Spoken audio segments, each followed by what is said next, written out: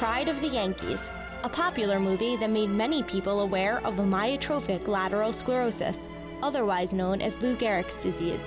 I watched Pride of the Yankees, and I remember knowing, the Lou Gehrig story. But what Kristen didn't know is that her life story would have similarities to that of Gehrig's. Gehrig was diagnosed in the Mayo Clinic, the same place where Kristen Fillipponi's life would forever change. They called me and she said, Mrs. Fillipponi, you have ALS. I cried for 3 days straight. And we got in the car and I said to my husband, who was hysterical, trying to tell him that the disease came second, in my life, because I have kids. The struggles of the Fillipponi family change based on the day. Scott works away from home, and Kristen relies more and more on the help of others. I have a wonderful family, a lot of support. But for people that don't, it's very, very hard way to live. My husband dresses me.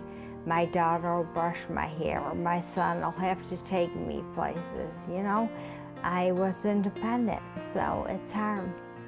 ALS is a neurological degenerative disease, which means muscles stop functioning gradually. Kristen explains how this has led to some confusion. People think you have a drinking problem. You stutter, you walk, funny if you don't have a walker. And I know people have thought that about me. One of the main misconceptions about ALS or Lou Gehrig's disease is that it only affects older people, which is not true at all. There's no age limit. Well, you're not going to get it because you're young. You can't have that. I did hear that a lot. You're too young.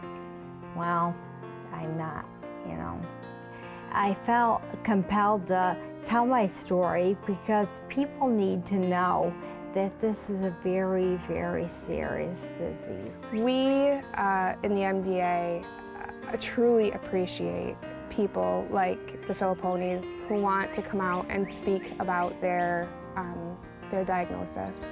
It's not easy. I think if I can go and tell the people out there that it's the most cruelest thing that anyone could ever place on you, you and your family. Mortality, thinking about the mortality of things, and I never, you think about yourself as being indestructible, and those around you, you don't ever think that anything could happen, but it does, And while the Fillipponis are forced to think about mortality, they thank their community for the support they have received and continue to have hope. I think that a mind can work over a body a lot of times. It has for me. I have my days, believe me, I do. I hang low on those days when I know I can't handle things. But normally I'm very upbeat. When I came home, a friend of mine was scared to see me. So she called me and she said, "Oh my God, you laugh. Why are you laughing?" I said, "Because I think you're funny." She said, "I can't believe you laugh. What do you have to laugh about?" I said, "Oh my God, if I didn't laugh, I'd cry, and I choose to laugh."